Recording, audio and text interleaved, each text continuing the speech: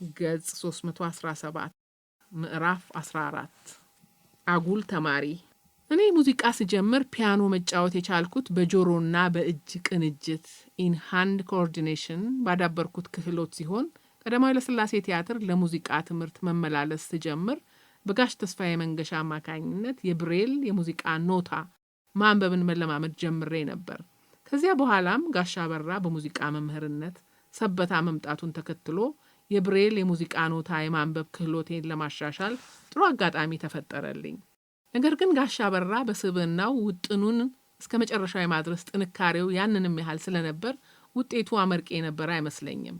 በዚህ የተነሳም የአይነ ስውራንን የሙዚቃ ችሎታ በአእምሮ አውጠንጥኖ በጆሮ ሰምቶ በእጅ ከመጫወትና በድምፅ ከማቀንቀን ባለፈ ወደ ኖታ ንባብ ማሳደግ፣ ወደ መደበኛው ሙያዊ ክህሎት ማሸጋገር አልተቻለም።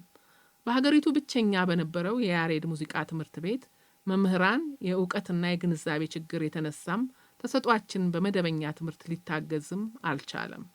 በመሆኑም በግሌ የተወሰኑ ዘፈኖችን በኖት የመገልበጥ ሀሳብ መጣልኝ።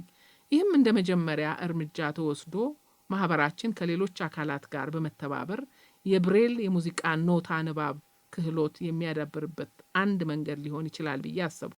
እግረ መንገዱንም ለማህበራችን አንድ ቋሚ ቅርስ እንደማበርከት ተሰማኝ።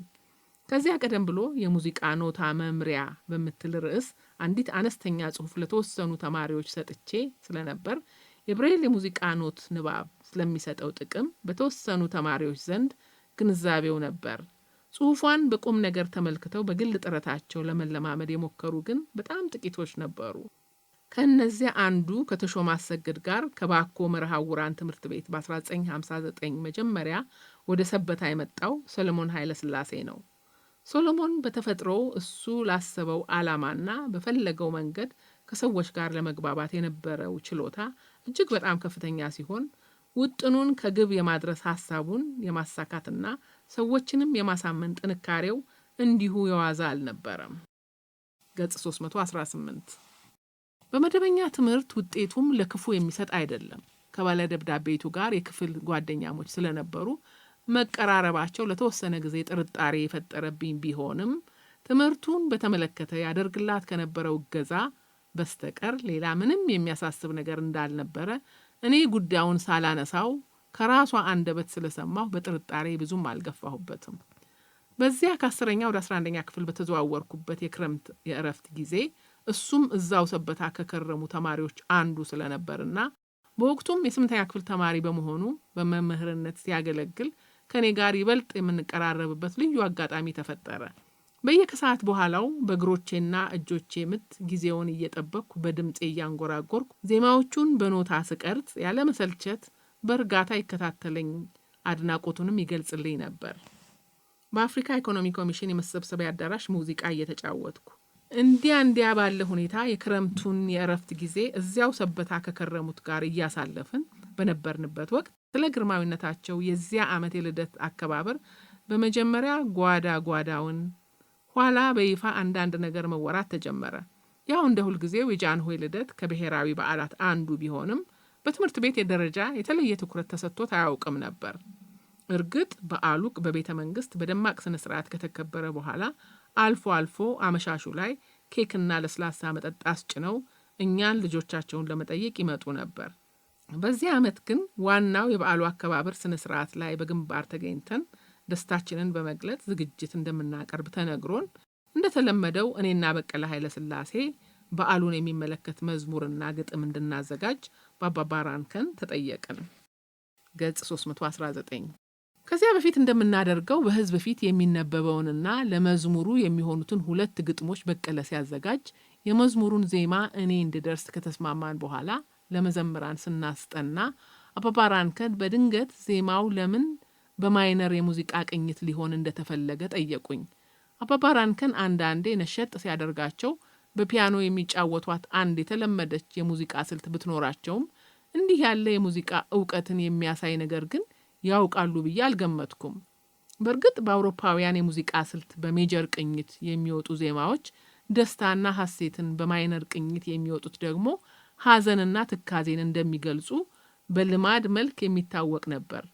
አባባ ራንከን የንጉሠ ነገሥቱ ልደት የተድላና የደስታ ሆኖ እያለ በማይነር ቅኝት መቅረቡ ግራ ያጋባቸው ለዚህ ነው። እንዲህም ሆኖ ግን አንድ ነገር ዘንግተው ነበር። በኢትዮጵያ የሙዚቃ አካሄድ ዜማው የደስታ ወይም የሐዘን ስሜት የሚያንጸባርቅበት የሙዚቃ የጊዜ አጠባበቅ ሕግ ከምት ሪትም ጋር በሚፈጥረው ቅንጅት ነው።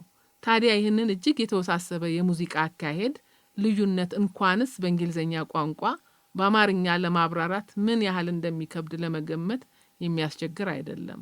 ደግነቱ አባባ ራንከን እንዲያው ለጥያቄ ያህል አነሱት እንጂ አጥጋቢ መልስ ለማግኘት አጠንክረው አልገፉበትም።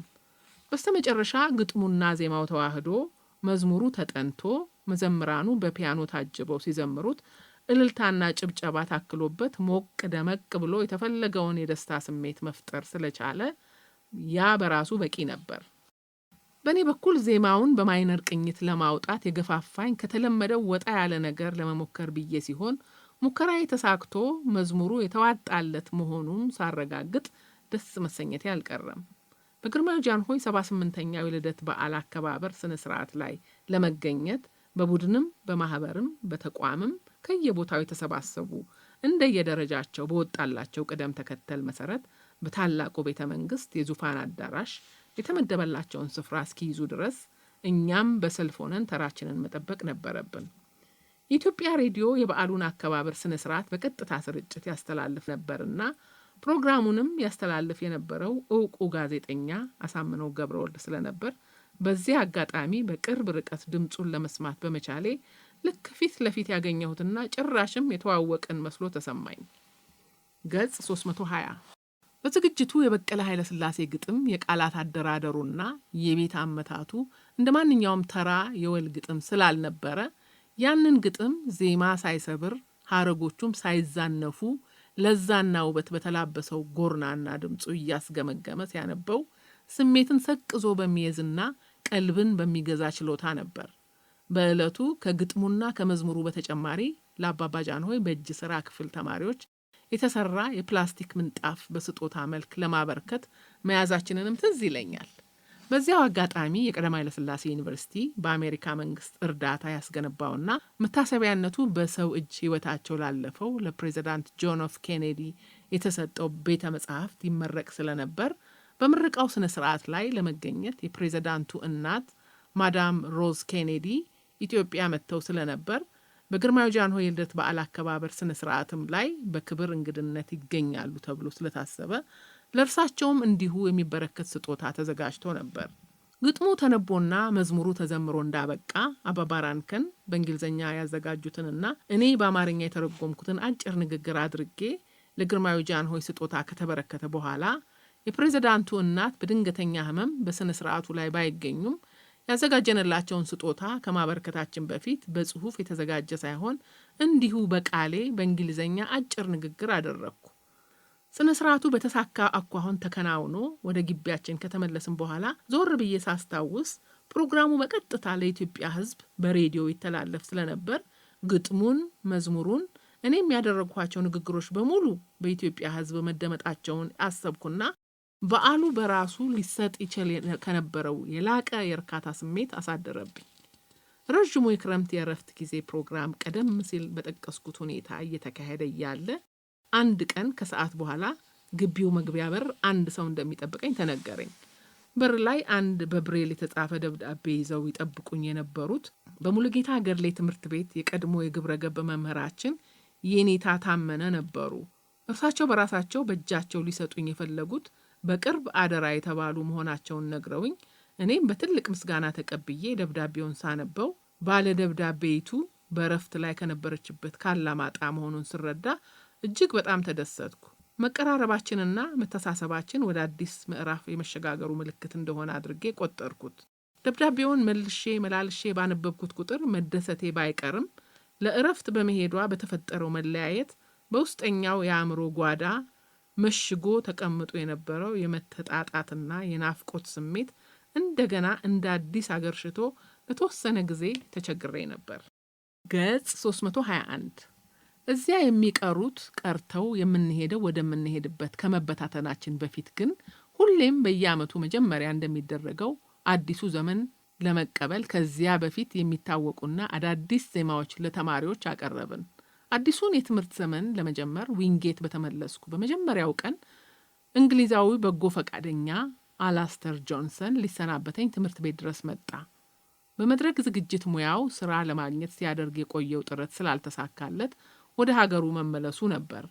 በአብሮነት ቆይታችን ስላጋጠሙን አንዳንድ ነገሮች ጥቂት ከተጫወትንና አንዳችን የሌላችንን ጎዶሎ በመሙላታችን ከተመሰጋገንን በኋላ ወደ ሀገሩ ከመመለሱ በፊት ደቡብ አፍሪካ ለአጭር ጊዜ እንደሚቆይ ነግሮኝ ከመሰነባበታችን በፊት ባለ ደብዳቤቱ የምትገኝበትን አድራሻ ጠየቀኝ። እኔም የእስካሁኑ አይበቃህም ወይ በሚል የውስጥ ለውስጥ ሀሳብ መልጎምጎም ትክክለኛ አድራሻዋን እንደማላውቅ ስነግረው የኔን የፖስታ አድራሻ ወስዶ ተለየኝ። የኋላ ኋላ የባለ ደብዳቤቱንም አድራሻ ፈልጎ አፈላልጎ እንደተሰናበታት ከእርሷው ከራሷ አንደበት ሰማሁ። 11ኛ ክፍል ስንገባ በተወሰኑ የትምህርት አይነቶች ላይ ማተኮር ለሚፈልጉ እንደየምርጫቸው መማር የሚችሉበት እድል ስለነበር ከኤ፣ ቢ እና ሲ መደቦች በተጨማሪ የትምህርት አይነቶቹን በመረጡ ተማሪዎች ብዛት መሰረት የ11ኛ ክፍል ተማሪዎች በአጠቃላይ በሁለት ቡድኖች ተደልድለን የምንማርበት ሁኔታ ነበር።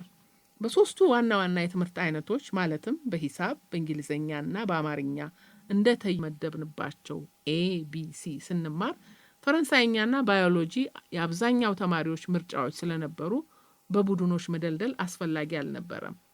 ከዚያ ሌላ በ11ኛ ክፍል የግብረ ገብ ትምህርት አይሰጥም ነበር። በጀነራል ዊንጌት ትምህርት ቤት አብረውኝ ስለነበሩት አይነ ስውራን ሳወሳ በተደጋጋሚ የሶስታችንን ስም ብቻ ማውሳቴ ይታወሳል። እንደ እውነቱ ከሆነ ከኛ በሁለት ክፍል የሚበልጥ እድሜው ከኛ ከፍ ይል ስለነበር ጋሽ እንዳለ እያልን የምንጠራው ሌላ አይነ ስውር ተማሪም ነበር። ከኛ ጋር አብሬ ያልጠቀስኩት እርሱ በተመላላሽነት ይማር ስለነበርና በጋራ የሚያገናኘን ብዙ ሁኔታ ስላልተፈጠረ ነው። እኛ 11ኛ ክፍል በገባንበት ወቅት እሱ የሁለተኛ ደረጃ ትምህርቱን አጠናቆ የዩኒቨርሲቲ ትምህርቱን ሲጀምር በጋሽ አስፋው የምሩ በተቋቋመ አሰረ ሐዋርያ ትምህርት ቤት የአንደኛ ደረጃ ትምህርታቸውን የጨረሱ ሁለት አይነ ስውራን ተማሪዎች ጀነራል ዊንጌት ትምህርት ቤት ገቡ። በዚህም የአይነ ስውራን ተማሪዎች ቁጥር 5 ደረሰ። 11ኛ ክፍልን ከመጀመሬ ትምህርት የመከታተል አቅሜን የተፈታተኑ አያሌ ተግዳሮቶች ወደፊት ይመጡ ጀመር። በመጀመሪያ ያ ቦግልም ሲል የቆየው ስራ የመያዝ አባዜ ተቀሰቀሰ። ገጽ 322 በ10ኛ ክፍል ባገኘሁት ደህና ውጤት እንደ መኩራራት አድርጎኝ ሳይሆን አይቀርም ከዚህ በኋላ ለወጉና ለወረቀቱ ካልሆነ በስተቀር እውቀቱን እንደሆነ በራሴ ጊዜ በራሴ ስሜትና ፍላጎት አገኘዋለሁ የሚል አጉል እብሪት አይነ ህሊናዬን ጋረደው። ለወትሮዬ ፈተና የማልወስድባቸውን የትምህርት አይነቶች ከክፍል ሳልወጣ በስርዓት እከታተል የነበርኩት ተማሪ ለሁለተኛ ደረጃ መልቀቂያ ፈተና ዝግጅት ለማደርግባቸው የትምህርት አይነቶችም እንኳን ፍላጎት አጣሁ። መምህራን በጥቁር ሰሌዳ ላይ ያሰፍሯቸው የነበሩትን አጫጭር ማስታወሻዎች በስሌትና ስታይልስ በብሬል ለመጻፍ አካባቢ የነበሩት እነለገሰ ዜናዊ፣ ዳዊት ጦሼ፣ በቀለ ገሰሰና ሌሎችም ይተባበሩኝ የነበረ ቢሆንም አሰለቻቸው ይሆናል በሚል ደካማ ሰበብ እኔው ራሴ ትብብሩን መጠየቅ ተውኩ። ይባስ ብሎ ክፍል ውስጥ ሆኜ በሐሳብ ጭልጥ ብዬ መንጎድ፣ ከዚያም አልፎ ክፍል የማልገባባቸው ጊዜያት መበራከት ጀመሩ። ክፍል የማልገባባቸው ጊዜያት በስርዓት ምልክት ተደርጎባቸው ለምክትል ርዕሰ መምህሩ ቢቀርቡ ከትምህርት ቤት ሊያሳግዱኝ የሚችሉ ቢሆንም አይነ ስውር በመሆኔ ማንም ትኩረት ስላልሰጠው በአዲሱ ልማዴ ቀጠልኩ። ለዚህም ይመስላል የአማርኛ መምህራችን ጋሽ ሰለሞን ሁኔታዬን አይቶ እንዳላየ ማለፉን ለማሳወቅ ሰነባብቼ ክፍል ስገባ ታዲያስ የመስቀል ወፍ ሲል ሰላምታ ያቀረበልኝ።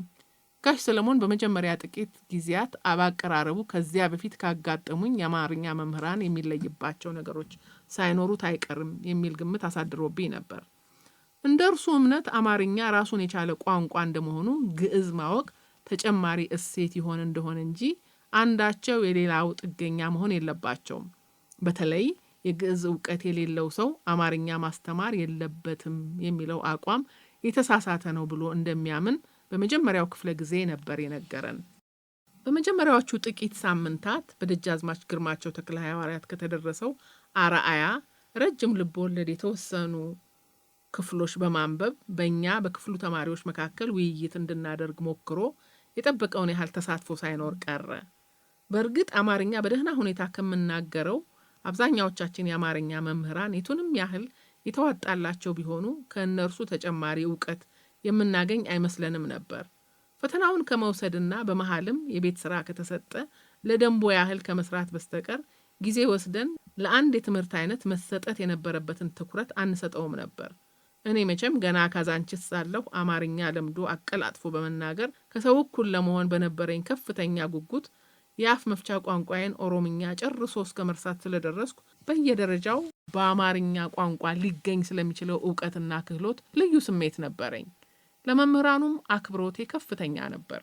ገጽ 323 ለዚያም ነበር ምን ነው አሁን ባዩኝ በሚል ርዕስ የጻፍኩትን መጽሐፍ ረቂቁን የ9ኛና 10ኛ ክፍል አማርኛ መምህሬ የኔታ ህላዌ ገብረ እግዚአብሔር እንዲያውልኝ የጠየቅኳቸው። ቀደም ሲል እንደጠቀስኩትም የኔታ ረቂቁን አይተው አንዳንድ የሆሄ እርማት ከማድረግ በቀር ስለ ረቂቁ የሰጡኝ አስተያየት በጣም የሚያበረታታ ስለነበር እንደገና በተሻለ የእጅ ጽሑፍ እንዲገለብጥልኝ ሰው ሳፈላልግ የክፍል ጓደኛዬ ሚልኪያስ ገብረ ጊዮርጊስ እንደሚሻል ራሱ ካህሳይ ኪዳነ ማርያምና ሌሎችም ስለጠቆሙኝ ጠይቄው በሙሉ ፈቃደኛነት ስራውን አጠናቀቀልኝ። ጽሑፉ እንደተጠናቀቀ በ11ኛና 12ኛ ክፍሎች የአማርኛ መምህርነቱ ካካበተው ልማድና ካነበባቸው መጽሐፍ አንዳንድ ጠቃሚ የዘመናዊ አጻጻፍ ስልቶች ባገኝ በማለት ጋሽ ሰለሞን ረቂቁን እንዲያነብልኝ ጠይቄው በፈቃደኛነት ተቀበለኝ። ጀነራል ዊንጌት እንደገባን በጥቁር ሰሌዳ ላይ የተጻፈውን አለማንበብ የሚያስከትለውን ችግር በመጠኑም ቢሆን ለማቃለል በመምህራኑ ሙሉ ፈቃደኛነትና ትብብር ትምህርታቸውን በቴፕ ለመቅረጽ ሞክረን ነበር። እንደነጋሽ ረዘነና ሚስ ላርገን የመሳሰሉት መምህራን ደግሞ ኖቶቻቸውን በቃል ያጽፉን ስለነበር በስሌትና ስታይልስ በመጠቀም የቻልነውን ያህል ለመከታተል ጥረት እናደርግ ነበር። በአመዛኙ ግን ትምህርት ለመከታተል እገዛ የሚያደርጉልን ፈቃደኛ አንባቢዎች ነበሩ። እንደ እውነቱ ከሆነ በተለይ በ9ኛና 10ኛ ክፍል የእጅ ልማድ ሆኖ እንጂ መምህራን ጥቁር ሰሌዳ ላይ የሚጽፏቸው አጫጭር ማስታወሻዎች በቃላቸው የሚናገሩትን ነበር። ያም ሆኖ የሚናገሩትን እግር በእግር እየተከታተሉ በብሬል መጻፍ በጣም አስቸጋሪ መሆኑ አያጠያይቅም። 11ኛ ክፍል ሲገባ ትምህርቱ ውስብስብ እያለ በመምጣቱ መምህራንም ጥቁር ሰሌዳ ላይ የሙጥኝ ማለታቸው ጨመረ። ለሁለተኛ ደረጃ መልቀቂያ ፈተና ስነ ልቦናዊ ዝግጅቱ ደረጃ በደረጃ እያደገ በመሄዱና ያም ውሎ አድሮ ወደ ፉክክር ማምራቱ የማይቀር በመሆኑ የክፍል ጓደኞችን ትብብር ማግኘት እንኳን ቢቻል ደፍሮ መጠየቁ ግን በጣም ፈታኝ የሆነው ለዚህ ነበር። ችግሩን ለመቋቋም ከክፍል ውጭ የምናደርገውን ጥረት ከማጠናከር ውጭ ሌላ አማራጭ አልነበረም። አወቀ ፊትም ሲያደርገው እንደቆየው በአብዛኛው በፈቃደኛ አንባቢዎች መታገዙን እንደ ዋና የችግሩ መፍቻ አድርጎ ሲወስደው፣ እኔ ከፈቃደኛ አንባቢዎች በተጨማሪ ጊዜው ያለፈባቸው ቢሆኑም በብሬል መጽሐፍት በመታገዝ የቻልኩትን ያህል ጥረት አደርግ ነበር። ገጽ 324 በዚያን ጊዜ ፈቃደኛ አንባቢያን ማግኘት አልነበረም ችግሩ። እንዲያውም ብዙ ተማሪዎች በተለይ ከኛ በታች 9ኛና 10ኛ ክፍል የነበሩት ለኛ በፈቃደኛነት ሲያነቡ ለራሳቸው ተገቢውን ዋጋና ክብር እንደመስጠት አድርገው ነበር የሚቆጥሩት። በጎ ስራቸውን እንደ ሃይማኖታዊ ግዴታ በማየት የተቸገረ መርዳትና ለማንም ቢሆን ጥሩ ነገር ማድረግ በምድራዊም ሆነ በቀጣይ ሕይወታቸው ትልቅ ዋጋ እንዳለው በጥብቅ የሚያምኑም ነበሩ። ዋናው ችግር እኛ የፈለግነው ወይም የጠየቅነው እርዳታ ወዲያውኑ እንድናገኝ የምናሳየው ችኩልነት ካልሆነ ደግሞ የሚፈጥርብን የቅሬታ ወይም መጀመሪያውኑ ባልጠየቅኩ ኖሮ ስሜት ነበር። ከዚያም በላይ አንዴ የተገኙትን መልሶ መላልሶ ማስቸገር የሚፈጥረውን መሰላቸት በውል ተገንዝቦ ሌሎች አማራጮችን የማፈላለግም ችግር ነበር። ያም ሆኖ ግን መምህራን በተለይ አጋማሽ ፈተናዎችን መኖሪያ ቤታቸው ድረስ እየጠሩን ይፈትኑን እንደነበር፣ ክፍል ውስጥም በቴፕ ልንቀርጻቸው ከፈለግን ፈቃደኞች እንደነበሩ መጥቀስ ተገቢ ይመስለኛል። እዚህ ላይ የፊሊፒንስ ተወላጅ የሆነችው ሚስስ ቦርሃ የተባለች የባዮሎጂ መምህራችን አወቀንና እኔን ቤቷ ጋብዛን በዲያግራም እየታገዘች ያስተማረቻቸውን ክፍሎች ለእኛ ሊገባን በሚችል ቀላል መንገድ በማስረዳትና በቴፕ በመቅረጽ አጫጭር ማስታወሻዎችንም ለእኛ ብቻ አባስቶ በመስጠት ያደረገችልን እገዛ እንደ አንድ ምሳሌ መጥቀስ ይቻላል። እኔ በግሌ ደግሞ ትብብር በጠየቅኩና ባስፈለገኝ ጊዜ ብቻ ሳይሆን ሊያስፈልገው ይችላል ወይም ያስፈልገዋል በሚል የራስ በራስ ተነሳሽነት ትብብር ካደረጉልኝና ሁለገብ ድጋፍ ከሰጡኝ በርካታ ተማሪዎች ውስጥ የፈረንሳይኛ ቋንቋ ትምህርቴን ለመከታተል ይረዳኝ የነበረው በፀሐይ ተሰማ የተባለው የክፍል ጓደኛዬ ውለታ አሁንም አይረሳኝም። ሌሎች የ11ኛ ክፍል መምህራን የፈረንሳይኛ ቋንቋ መምህሩ ሚስተር ዴሾ፣ የታሪክ መምህሩ ሚስተር ከለን በማስተማር ዘዴያቸው ከቀደሙት ዓመታት ያንንም ያህል የጎላ ለውጥ ባይታይባቸውም ስለ ሁለተኛ ደረጃ መልቀቂያ ፈተና ትምህርት ቤቱ ይከተል የነበረውን መርህ ተፈጻሚ በማድረግ ረገድ እኛ ተማሪዎች የተለየ ትኩረት እንድንሰጥ ለማበረታታት የተቻላቸውን ጥረት ያደርጉ ነበር። ሚስተር ጄሹምስ ከበፊቱም ቢሆን አይነ ስውር ተማሪ ክፍል ውስጥ እንደነበር እስከ መርሳት የሚደርስበት ጊዜ የነበረ ሲሆን ሚስተር ከለን ግን የተለየ ድጋፍ እንደሚያስፈልገን እንዴት ሊረዳን እንደሚችል እርግጠኛ ባይሆንም ለፈተናው ብቁ እንደምንሆን እምነት ነበረው። እኔ በበኩሌ ለታሪክ ትምህርት ይበልጥ ትኩረት እንድሰጥ ምክንያት የሆነኝ ለሚስተር ከለን የነበረኝ በጎ አመለካከት ይመስለኛል። ገጽ 325 የ11ኛ ክፍል የዊንጌት ቆይታችንን ልዩ ያደረጉ በርካታ ነገሮች ቢኖሩም የርዕሰ መምህር ለውጥ መደረጉ ከፍተኛው ነበር። የቀድሞው ርዕሰ መምህር ሚስተር ኤኢ ኪንግ የሥራ ጊዜያቸውን ፈጽመው በአዲስ ርዕሰ መምህር እንደሚተኩ ወሬው የተናፈሰው በቀደመው የትምህርት ዘመን ወደ ዓመቱ መጨረሻ ግድም ነበር።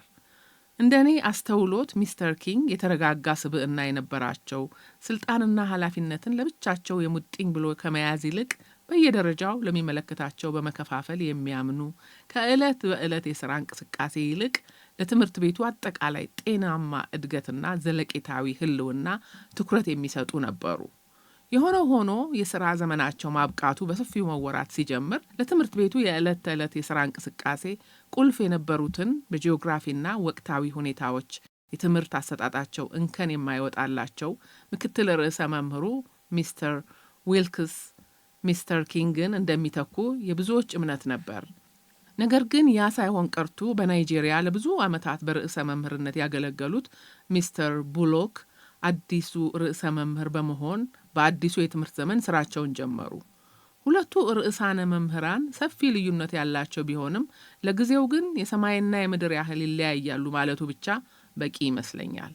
10ኛ ክፍል በነበርኩበት ወቅት በተለይ እሁድ ወደ ሰበታ ካልሄድኩ ቀጨኔ የህፃናት ማሳደጊያዎች ባለሽቱዋንና ሌላዋ ጓደኛችንን ያየሽን መጠየቄ የተለመደ ነበር።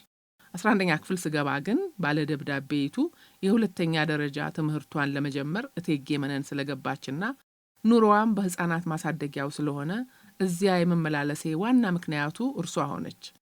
ከዛ በፊት 2 ዓመት ቀደም ብሎ እኔ ጀነራል ዊንጌት ስገባ እሷ ሙልጌታ ሀገርሌ 7ኛ ክፍል ትምህርቷን ስትጀምር ልጠላህ እየሞከርኩ ነው እንዳላለችኝ መቼም ጊዜ ከተገናኘንና በትዕግስትም ከተጠበቀ የማይለወጥ ነገር የለም። ባለ ደብዳቤይቱ ልክ ህፃናት ማሳደጊያ እንደገባች ከእኔ መቆስቆሻ ደብዳቤ ሳትጠብቅ በእርሷ ተነሳሽነት ደብዳቤ ጽፋ ሰፈራችሁ ጠዋት ብርድ መሆኑን ስለሰማው ካኒቴራዎች ገዝቼልሃለሁ ብላ አበሰረችኝ። ይህም ፍቅራችን ወደ አዲስ ምዕራፍ እየተሸጋገረ መሆኑን ስላሳየኝ ቀጣይ እርምጃዎቼ ምን መሆን አለባቸው የሚለውን በወጉ እንዳስብበት ይገፋፋኝ ጀመር። በዚያን ጊዜ ይሰራበት በነበረው የዊንጌት ትምህርት ቤት ህግ አንድ ተማሪ ከ3 እሁዶች በላይ ከግቢ ውጭ እንዲያሳልፍ የማይፈቀድለት ሲሆን እነዚያ ተከታታይ እንዲሆኑ አይደረግም ነበር። ለዚህም ምክንያቱ ብዙ ተማሪ በሳምንቱ መጨረሻ ወደ ዘመድ አዝማዱ ሲሄድ በጊዜው አጠራር ከየጠቅላይ ግዛቱ የመጡ ተማሪዎች ጭር እንዳይልባቸውና በናፍቆት ሆድ እንዳይብሳቸው ነበር። ገጽ 326 9ኛ ክፍል እንደገባን እኔና ተርፋ በሳምንት መጨረሻ የምንሄደው ወደ ቀድሞ ትምህርት ቤታችን ሰበታ መርሃውራን ትምህርት ቤት መሆኑ ለመኝታ ቤታችን የሎው ሃውስ ኃላፊ መምህር ለሚስተር ብላክ ስንነግራቸው የፈቃድ መጠየቂያ ቅጽ መሙላት ሳይኖርብን በፈለግነው ጊዜ መሄድ እንደምንችል ገለጹልን። ያም ሆኖ የሚስተር ብላክን ልዩ አስተያየት መሰረት በማድረግ 11ኛ ክፍል እንደጀመርን እኔና ተርፋ ሳናስፈቅድ የሳምንቱን መጨረሻ ሰበታ አሳልፈን ከተመለስን በኋላ ራሳቸው ሚስተር ብላክ ለምን የሳምንቱ መጨረሻ ትምህርት ቤት እንዳልነበርን ጠየቁን። እኛም እሳቸውን ሳናስፈቅድ መሄድ እንደምንችል በነገሩን መሰረት ወደ ቀድሞ ትምህርት ቤታችን ሄደን እንደነበር ስንነግራቸው ወዲያ ወዲህ ሳይሉ that was long ago ያማ ድሮ ቀረ ብለው ቁርጣችንን ነገሩን። ምን ቢሆን ነው ሐሳባቸውን ያስለወጣቸው ብለን ጉዳዩን ስናጣራ አዲሱ ርዕሰ መምህር ድንገተኛ ጉብኝት ሲያደርጉ መኝታ ቤት ውስጥ ስላልነበርን የፈቃድ መስጫ ቅጽም ላይ ስማችን ስላልነበረ ከሚስተር ብሉኮን ጋራ ባደረጉት ውይይት መሆኑን ተረዳን። የኋላ ኋላ ግን ራሳቸውን አዲሱን ርዕሰ መምህር ሚስተር ብሉኮን ጠይቀን በሳምንቱ መጨረሻ ሳናስፈቅድ ልንሄድ የምንችልበት ልዩ መብት አገኘን። በጊዜው እኛ አልታየንም እንጂ ይሄ ጠይቀውም ይሁን ሳይጠይቁ ልዩ መብት የማግኘቱ ጉዳይ ከጥቅሙ ይልቅ ጉዳቱ የሚያመዝንበት ሁኔታ እንደነበር ግልጽ ነበር። የማህበረሰቡ ሙሉ አባልና አካል የመሆንን መብት ሸራርፎ ለራስ ተገቢውን ዋጋ ያለመስጠት መንፈስ እንዲሰርጽ እድል ይከፍታል። የበታች አድርገው ሊያዩን ለሚፈልጉ በቀላሉ ሁኔታዎችን ያመቻቻል። 11ኛ ክፍል ከገባሁ ጊዜ ጀምሮ ለማህበራዊ እንቅስቃሴዎች ትምህርትንም ጨምሮ ስሜቴ በጣም እየቀዘቀዘ ስለመጣ ደብዳቤ መጻፉም እንደ ከባድ ሸክምና ጫና ይታየኝ ጀመር። እርሷም ብትሆን ግንኙነታችንን በጠንካራ የፍቅር መሰረት ላይ እንደሆነ ስለተሰማት ነው መሰል ደብዳቤ መጻፉ አስፈላጊነት አልታያትም። ይሁንና ሳይበድል አይክስም እንዲሉ ታደጉን በስልክ ላገኝ የምችልበት ሁኔታ ተፈጠረ። ይህም በእኔ በኩል ሳይታሰብ እንደተገኘ ደብዳቤውን የማካካሻ ሲሳይ ተቆጠረ። የምደውለው ፈረንጆቹ የማሳደጊያው ኃላፊዎች በማይኖሩበት ሰዓት ሲሆን ያንንም መረጃ ያገኘሁት ከራሷ ከታደጉ ነበር። ስልኩን በናፍቆት ስሜትና በጉጉት ተጠብቀው እንደነበር ከድምጿ ያስታውቅ ነበር። እኔ ግን ድምጿን መስማቱ ለጊዜው ቢያስደስተኝም አብሮነታችን የሚፈጥረውን ስሜት ይብስ ስላቀጣጠለው እንደምንም ብሎ ያንን ተግባራዊ ለማድረግ ዘዴ ማፈላለጉን ተያያዝኩት። የሕፃናት ማሳደጊያው ውሎዬ ከእርሷ ጋር ብቻ ሳይሆን ከሌሎችም ጋር ስለነበር መነካካት ቀርቶ የልባችንንም ለማውራት ሁኔታው የሚፈቅድ አልነበረም። ገጽ 327። ስለዚህ በግል ተገናኝቶ ለመጨዋወት ብቸኛው መንገድ የትምህርት ሰዓታችንን መሰዋት መሆኑን ለማሳመንም ያም ተግባራዊ ሊሆን የሚችልበትን ስልት ለመቀየስ የተለየ ትኩረት መስጠት ነበረብኝ። ቀድሞውንም ቢሆን የትምህርት ፍላጎቴ እየቀዘቀዘ ስለነበረው ለእኔ በትምህርት ሰዓት የፈለጉበት መሄድ ጥያቄ ውስጥ የሚገባ አልነበረም ስል ከዘላቂው የህይወት ግብ ይልቅ ለጊዜያዊ ፍላጎት ለሚንቀለቀለው የአፍላነት ስሜቴ ተገዢ መሆኔን ለመጠቆም መሆኑ ግልጽ ይመስለኛል እንጂማ እኔን ትምህርት ቤት ለማስገባት አባቴ ያደረጉት እልህ አስጨራሽ ትግል የኔ የልጅነት ምኞትና የቤተሰቦቼም ተስፋና ጉጉት ከመጤፍ ባለመቁጠር እንዲያ መወሰን የህሊና ሚዛን መሳት ካልተባለ በቀር በሌላ በምንም ሊገለጽ አይችልም።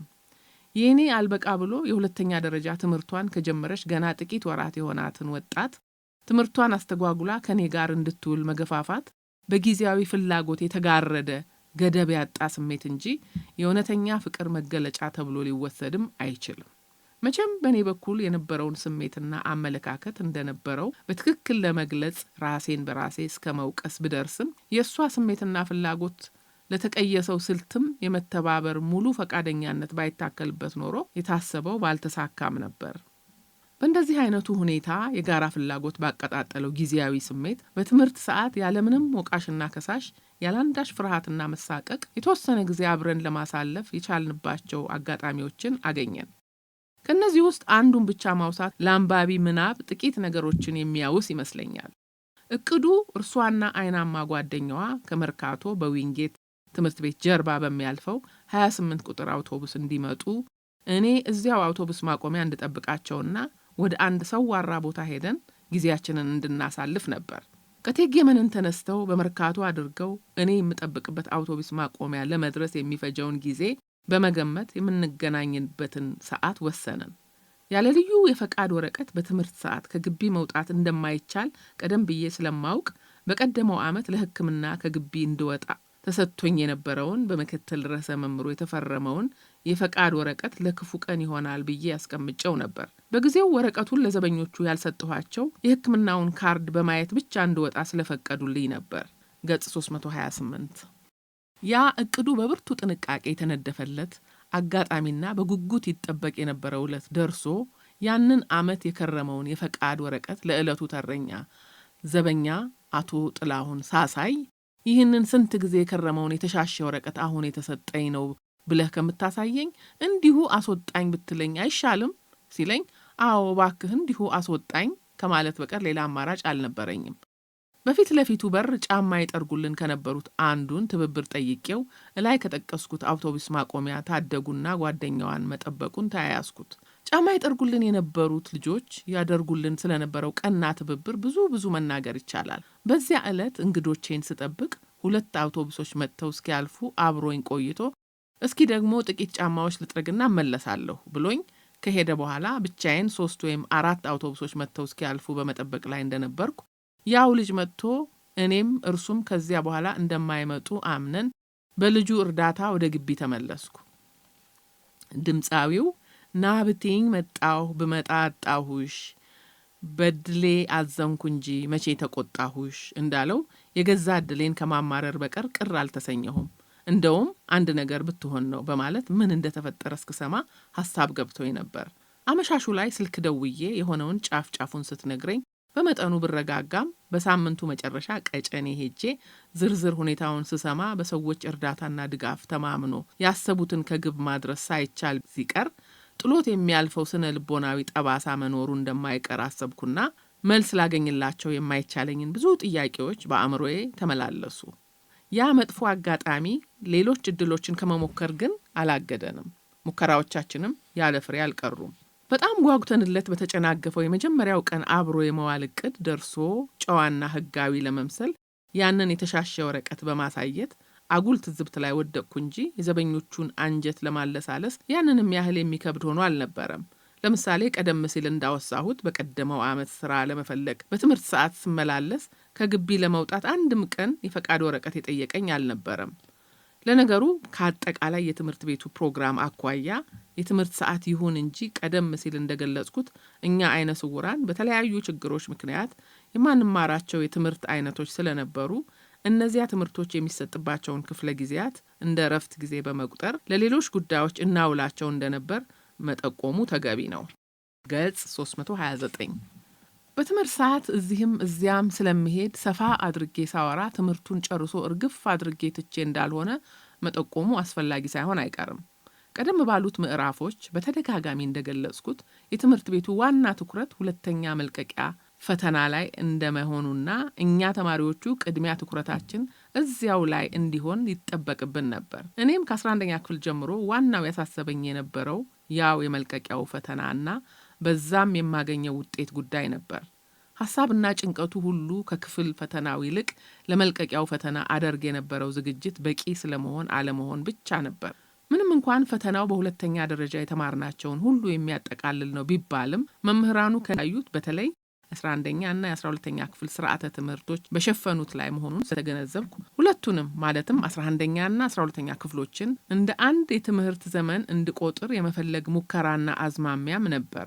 በዚህ ረገድ የታሪክ መምህሩ የሚስተር ኮለን የዘወትር ቅስቀሳ ከሌሎች መምህራን ሁሉ የተለየ ነበር።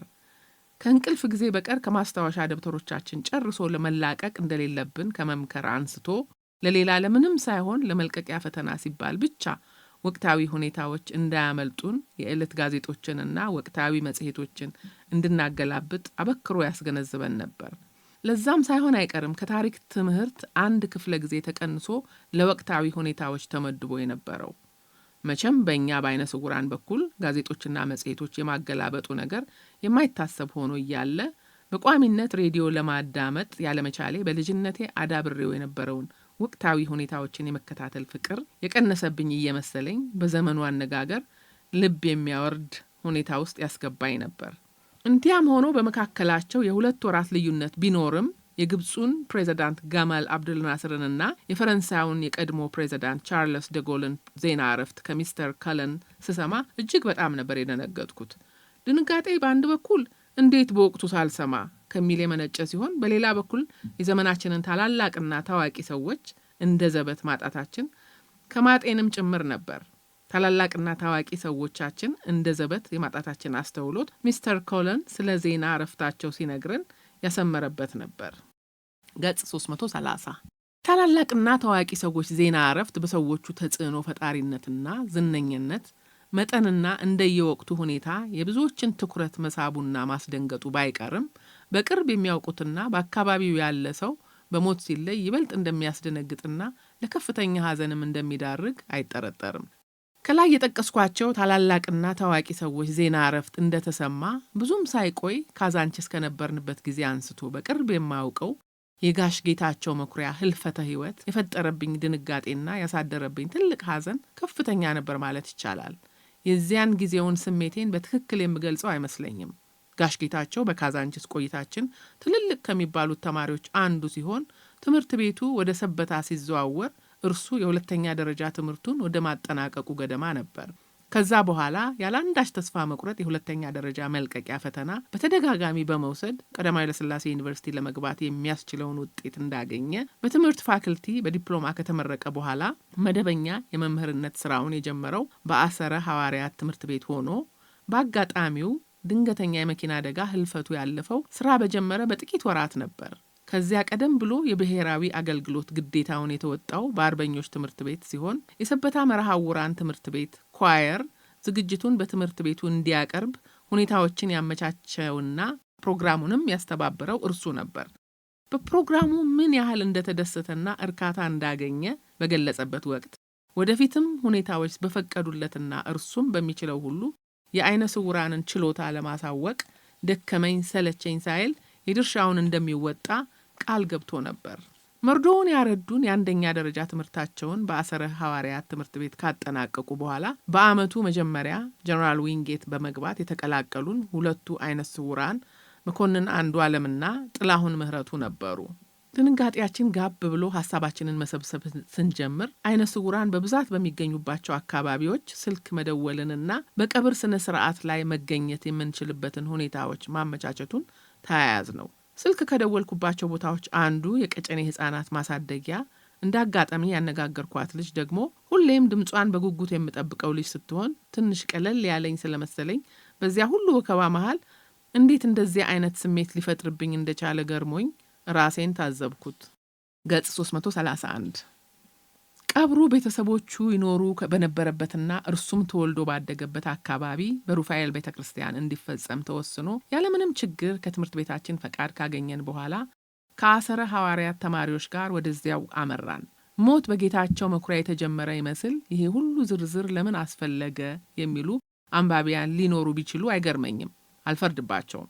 ለእኔ ግን ያሟሟቱ ድንገተኛነት፣ የቀብሩ ስነ ስርዓት፣ ከዛም በኋላ አደጋው ስለደረሰበት ሁኔታ የተሰማው ነገር ሁሉ ያሳደረብኝን የተደበላለቀና የተረባበሸ ስሜት ከህሊናዬ ለብዙ ጊዜ አልጠፋም ነበር። ጋሽ ጌታቸውን ለሞት ያበቃው አደጋ ከመድረሱ ጥቂት ሳምንታት ቀደም ብሎ አንድ እሁድ ቀን ሊጠይቀን መጥቶ ትምህርት ቤታችንን አስጎብኝተነው ነበር። ከዚያ ቀደም ብሎ ከትምህርት ቤት ተነስተን በአንድ ሎንቺና ተሳፍረን የልብ ልባችንን እያወጋን አብረን ሰበታ የሄድንበትና እርሱም በጠዋቱ የጸሎት ስነ ስርዓት የተሳተፈበት ሁኔታ በቀብሩ ዕለትና ከቀብሩም በኋላ እስከ ብዙ ጊዜ መልሶ መላልሶ ይታወሰኝ ነበር። በህይወቴ ለመጀመሪያ ጊዜ አልቃሽ ሙሾ ስታወርድ የሰማሁትም ያኔ መሆኑ ትዝ ይለኛል። በአንድ ገበታ በአንድ የበላችሁ ዋይ ዋይ ተለያያችሁ፣ ሳያብብ ሄደ ሳያፈራ፣ ሳያብብ ሄደ ሳያፈራ፣ ያ መለሎ ያ አንበሳ ከምኔው አሉት በድን ሬሳ እያለች አልቃሿ ሙሾውን ስታወርድ ሴቶች ደረታቸውን እየደቁ በዋይታ ሲቀበሏት ወላጅነቱ ዋ ጌትዬ ዋ ልጄ አባልገኸኝ ነበር እያሉ ምርር ብለው ሲያለቅሱ እኔም ፍጹም ሐዘን ውስጥ ገባሁ። የጋሽ ጌታቸው መኩሪያ አሟሟት እስከ ብዙ ጊዜ ድረስ ከአእምሮአችን እንዳይጠፋ ያደረገ ሌላም ነገር ነበር። ይኸውም ለሞቱ ምክንያት የሆነው የመኪና አደጋ የደረሰው በአንድ የቀዳማዊ ኃይለ ሥላሴ በጎ አድራጎት ድርጅት ባልደረባ ሲሆን የተሰማሩበትም የሥራ ዘርፍ ከአይነ ስውራን ጋር በቅርብ የሚያገናኛቸው መሆኑ ነበር። ሌላው ሁኔታውን ይበልጥ አሳዛኝ ያደረገው በቀብሩ ላይ ሳያብብ ሄደ ሳያፈራ ተብሎ ባልቃሿ እንደተጠቆመው ቤተሰብ ሳይመሰርት ተተኪ ዘር ሳይተው ግን ደግሞ ትዳር ለመያዝ በዝግጅት ላይ የመሆኑ መረጃ በስፋት በመስተጋባቱ ነበር። በጀነራል ዊንጌት አዲሱ ርዕሰ መምህር ስራ ከጀመሩ አንስቶ በተለያዩ መስኮች ለውጥ ለማድረግ ስለነበራቸው ፍላጎት ቀደም ሲል መወሳቱ ይታወሳል። ለውጥ ማድረግ እንደሚያሻ አምነው ከተንቀሳቀሱባቸው ጉዳዮች አንዱ የጎላ የሥራ ድርሻ ሳይኖረው እንዲሁ ለስም ብቻ በተማሪዎች በየዓመቱ ይመረጥ የነበረውን የተማሪዎች መማክርት ነበር። ገጽ 332 እንዲህም ሆኖ ግን የትምህርት ቤቱን የሥራ እንቅስቃሴና የተማሪዎችን ስነ ስርዓት በሚመለከት ቀደም ሲል ይሰራበት የነበረው የተማሪ አለቆች አሿሿም እስከነ መዋቅሩ አልተለወጠም ነበር። ያ እንዳለ ሆኖ የተማሪዎች መማክርት በአዲስ አበባ ከነበሩ አቻ የትምህርት መማክርት ጋር በቅንጅት እንዲሰራና በሀገር ጉዳይ ተማሪዎችን በአንድ ዓላማ በማሰለፍ ረገድ እንዲንቀሳቀስ መፈቀዱ ቀላል አልነበረም። የዚህም ውጤት ብዙም ሳይቆይ ለዩኒቨርሲቲ ተማሪዎች ማህበር ፕሬዝዳንት ጥላሁን ግዛው የመጀመሪያው የሙት ዓመት መታሰቢያ እንዲያዘጋጅ አስቻለ። መቼም እንግሊዞች በቀድሞ የቅኝ ግዛቶቻቸውና በተወሰነ መልኩም ቢሆን ተጽዕኖአቸውን ሊያሰፍኑባቸው በሚመኟቸው ታዳጊ የሶስተኛ ዓለም ሀገሮች በመንግስታትና በተቃዋሚዎቻቸው መካከል ውዝግብና አለመግባባት ሲፈጠር ውስጡን መፍነክነካቸው ባይቀርም ለዓለም አቀፍ ዲፕሎማሲ ስነ ምግባር ተገዢ የሆኑ ለመምሰል በገለልተኛነት ለመታየት የተለያዩ የአዛኝ ቅቤ አንጓች የማደናገሪያ ስልቶች ነበሯቸው። ሚስተር ብሎክ ያመኑበትን ነገር ተግባራዊ ለማድረግ የነበራቸው ጽኑ አቋም በኢፍትሐዊነት የተፈጸመውን የግፍ ግድያ ለማውገዝ ወጣቱ ለተሰዋለት ዓላማ ተፈጻሚነት ቁርጠኛነታቸውን ለማሳየት የሙት ዓመቱን መታሰቢያ ምክንያት በማድረግ ዕለቱን በልዩ ልዩ ዝግጅቶች ለመዘከር በተማሪዎች መማክርት አማካኝነት ለቀረበው ጥያቄ ገንቢ ምላሽ ሰጡ። በመክፈቻውም ዕለቱን ለመዘከር የቀረበው ጥያቄ ተገቢ መሆኑን አስረድተው በዕለቱ የትምህርት ፕሮግራም እንደማይካሄድ ገልጸው መድረኩን ለመማክርቱ አስረከቡ። ቀደም ብሎ እንደተጠቆመው የዕለቱ ፕሮግራም የተመራው በመማክርቱ አባላት ሲሆን ከእነርሱም ግንባር ቀደሞቹ መሐመድ አማናግራው፣ ጌታቸው ደመቀና በቀለ አፈሳ ነበሩ። ከህሊና ጸሎት በኋላ የሟቹ የጥላሁን ግዛው የህይወት ታሪክ በንባብ እንደተሰማ ስለ ሀገሪቱ አጠቃላይ ችግሮችና ስለ ችግሮቹ ገፈት ቀማሽ አርሶ አደር ንግግር ተደረገ። ስለ ዴሞክራሲያዊና ሰብአዊ መብቶች አለመከበር፣ ስለ ሌሎችም ችግሮችም ስሜት የሚቆነጥጡ ሀሳቦች ተደመጡ። በንግግሮቹ መሃል ከፕሮግራሙ አስተባባሪዎች አንዱ መሐመድ አማናግራው አጠገቤ መጥቶ መናገር የምፈልገው ነገር እንዳለ ሲጠይቀኝ ለመናገር እንደማልፈልግ ገለጽኩለት። መናገር ያልፈለግኩት በሁለት ምክንያቶች ነበር። የመጀመሪያው በማደርጋቸው ውይይቶችና በሚያጋጥሙ ሁኔታዎች የግንዛቤ አቅሜ እየዳበረና የአስተሳሰብ አድማሴ እየሰፋ ሲሄድ መንግስት የሚጠበቅበትን ለውጥ ለማምጣት ዝግጁ አለመሆኑን ባውቅም ተማሪዎቹ የያዙት ስር ነቀል የለውጥ ፍላጎት ግን ውስጤ አልነበረም። ከዚያ በተጨማሪ በወቅቱ መንግስት ያሰራጨው ለነበረው ፕሮፓጋንዳ ጆሮ በመስጠትም ሊሆን ይችላል። የተማሪዎች እንቅስቃሴ የውጭ እጅ ሊኖርበት ቢችልስ በማለት እስከ መጠራጠርም የሚደርስበት ሁኔታ ነበር። ገጽ 333 እንደ ሁለተኛ ምክንያት አድርጌ በወቅቱ የወሰድኩት ከልጅነት ጀምሮ እስከ ደረስኩበት ደረጃ የደረስኩበት በቀዳማዊ ኃይለ ሥላሴ በጎ አድራጎት ድርጅት በተደረገልኝ እርዳታና ድጋፍ በመሆኑ በመንግስት ላይ የሚሰነዘረው ማንኛውም ተቃውሞ በራሳቸው በግርማዊ ጃንሆይ ላይ እንደተቃጣ ስለሚቆጠር ያጎረሰን እጅ ነካሽ የበሉበትን ወጭት ሰባሪ እንዳያስመስልብኝ በመስጋት ነበር።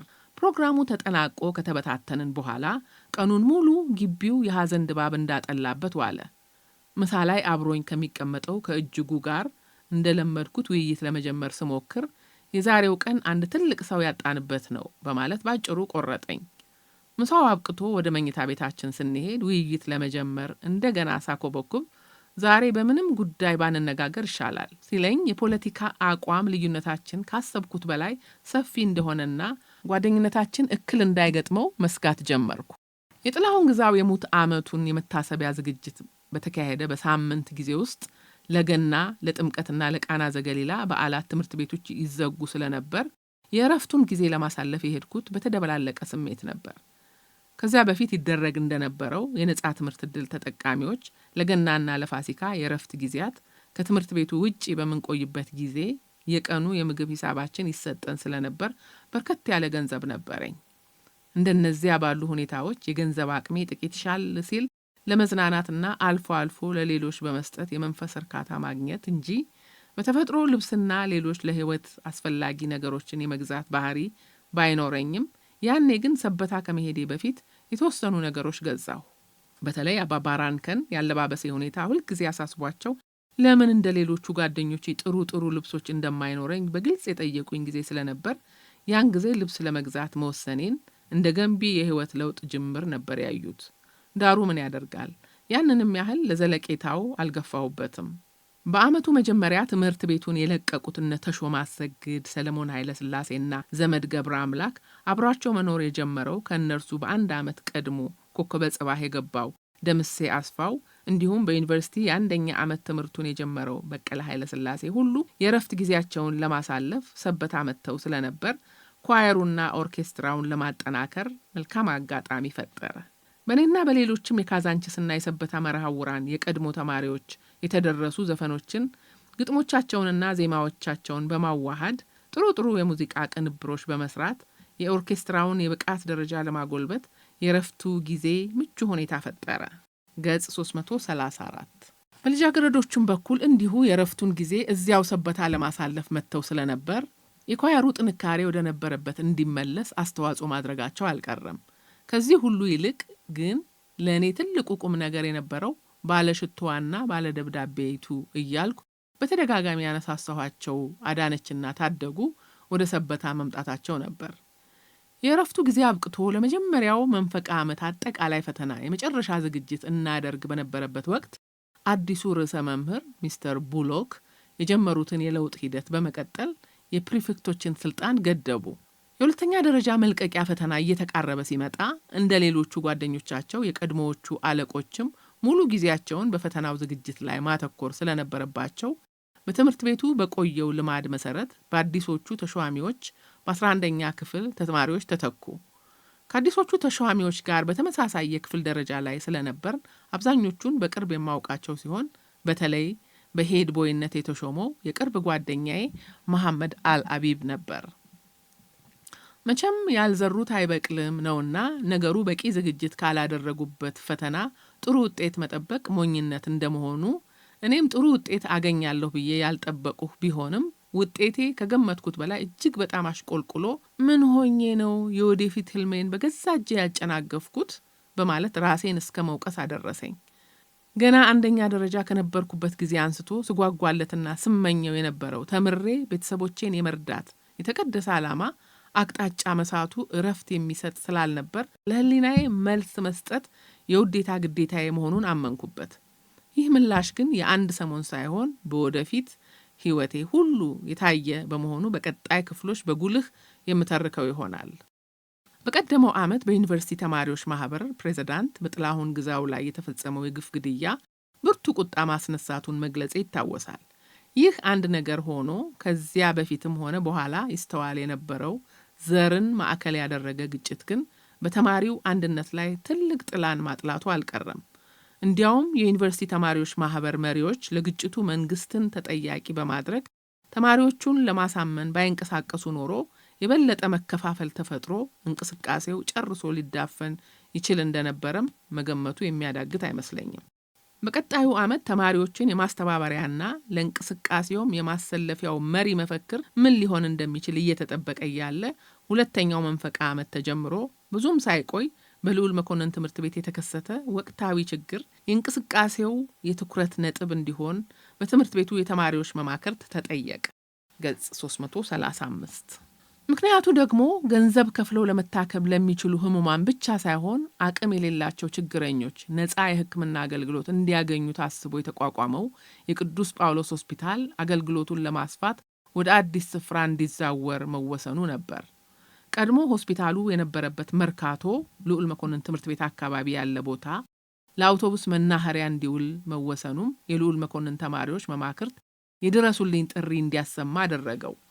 ከአዲስ አበባ የሁለተኛ ደረጃ ትምህርት ቤቶች ለተሰባሰቡ የተማሪዎች መማክርት አባላት ቁጭትና ለቅሶ በተቀላቀለበት ሁኔታ በልዑል መኮንን ተማሪዎች ስም ጥሪውን ያቀረበው የተማሪዎች መማክርት ፕሬዝዳንት መኮንን ባይሳ የተባለ ልጅ ሲሆን ከመኮንን ጋር የመለስተኛ ሁለተኛ ደረጃ ትምህርታችንን የተከታተልነው በአንድ ክፍል በሰበታ ደጃዝማች ሙሉጌታ ገርሌ ትምህርት ቤት ነበር።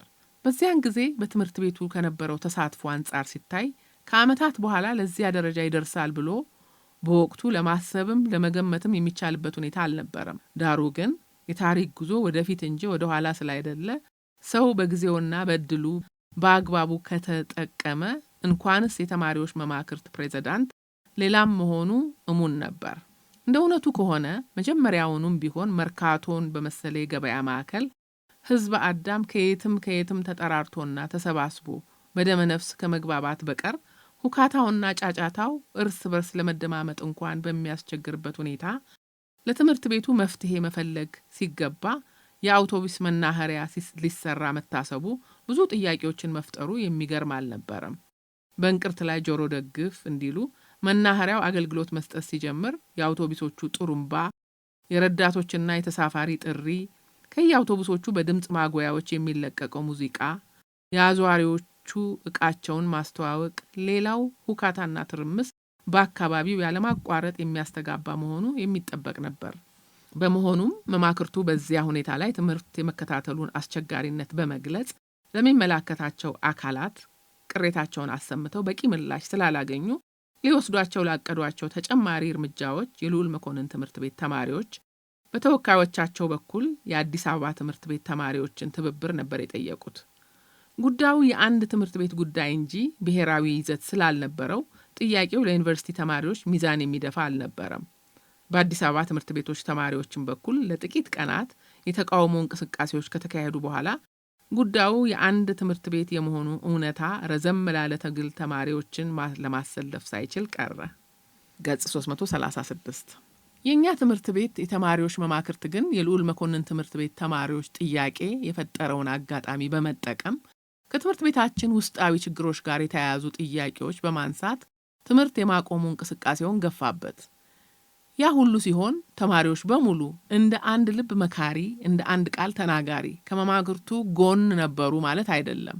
በእኔ በኩል በአጠቃላይ ስለ ተማሪዎቹ እንቅስቃሴ የነበረኝ አቋም እንደነበረው ሆኖ በተለይ የውስጥ ችግሮችን በተመለከተ የቀረቡ ጥያቄዎች የጊዜ ማራዘሚያ እንጂ በቁም ነገር ከአንጀት የቀረቡ ጥያቄዎች ነበሩ የሚል እምነት አልነበረኝም።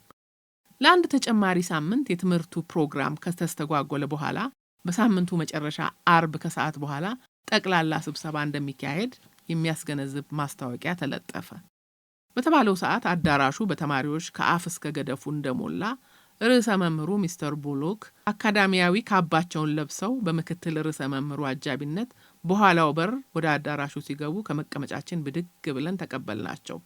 አፍታ ሳይወስዱም አንድም የተማሪ ኮሽታ ያልተሰማበትን 3 ሰዓት የፈጀ ንግግር አደረጉ።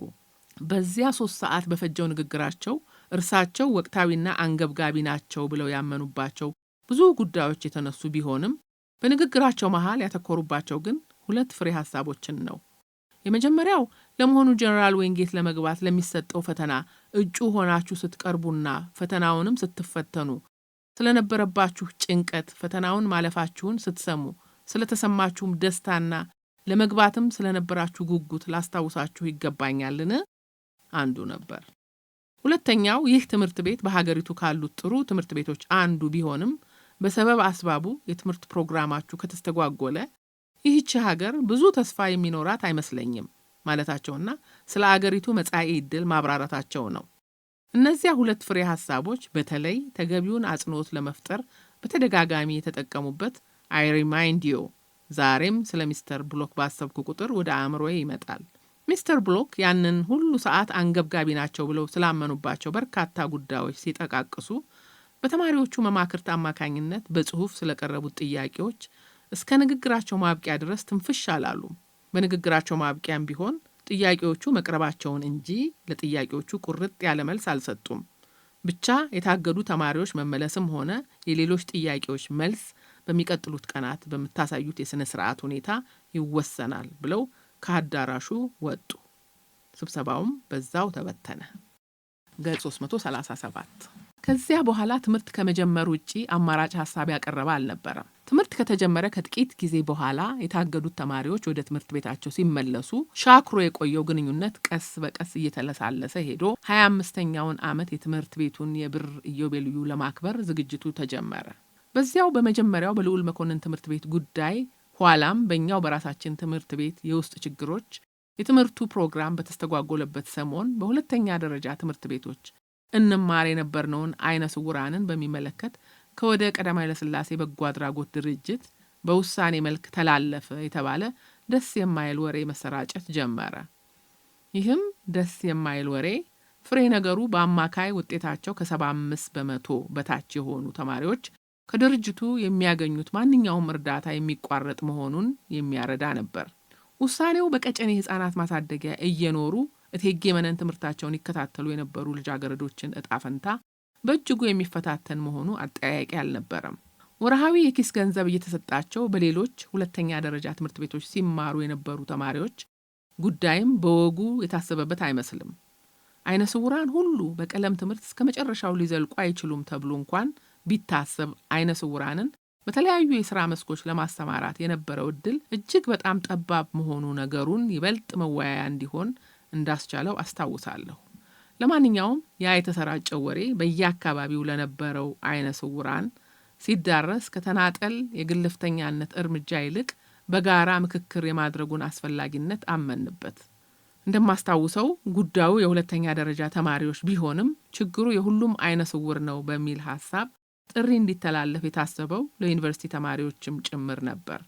ይሁንና የከፍተኛ ትምህርት ተቋማት ተማሪዎች እኛን አይመለከቱም ብለዋል የሚል መረጃ በመሰማቱ ለሁለተኛ ደረጃ ተማሪዎች ብቻ ጥሪ ቀረበ። እንደ እውነቱ ከሆነ ያ የቀዳማዊ ኃይለ ሥላሴ በጎ አድራጎት ድርጅት ውሳኔ በእኛ በዊንጌት ትምህርት ቤት አይነ ስውራን ተማሪዎች ላይ ያንንም ያህል የሚያሰጋና ጫና የሚፈጥር አልነበረም። ከእኔ ውጭ ያሉትን እንደ አብነት ብጠቅስ እንኳን ሁሉም የገንዘብ ድጋፍ የሚያገኙት ከግል ድርጅቶችና ከሚስዮናውያን ተቋሞች እንጂ ከቀዳማዊ ኃይለ ሥላሴ በጎ አድራጎት ድርጅት አይደለም። እኔም ብሆን ያቺ 5 ብር የኪስ ገንዘብ ትቀርብኝ እንደሆነ እንጂ እንደ ነጻ ትምህርት ዕድል ተጠቃሚነቴ ለከፋ ችግር እንደማልዳረግ ግልጽ ነበር። ያም ሆኖ ግን የስብሰባውን ቦታ በማዘጋጀትና ጥሪውም ለሁሉም እንዲዳረስ በማድረግ ከፍተኛውን ሚና የተጫወትነው እኛ የጀነራል ዊንጌት አይነ ስውራን ተማሪዎች ነበር። ገጽ 338 የመጀመሪያው ስብሰባ የተካሄደው በእንጦጦ የስዊዲሽ ሚስዮናውያን ትምህርት ቤት ውስጥ ነው። የስብሰባው ዓላማ በደፈናው ከመታወቁ በቀር ስላካሄዱና ከአንድ የተጨበጠ ነገር በላይ ለመድረስ የሚረዳ ቀደም ብሎ የተደረገ ዝግጅት ስላልነበረ በአብዛኛው ጥሪውን በየቦታው ያደረስነው የስብሰባውን ቦታ ያመቻቸነውና የዕለቱንም ስብሰባ የመራነው እኛው ዊንጌቶች ነበርን።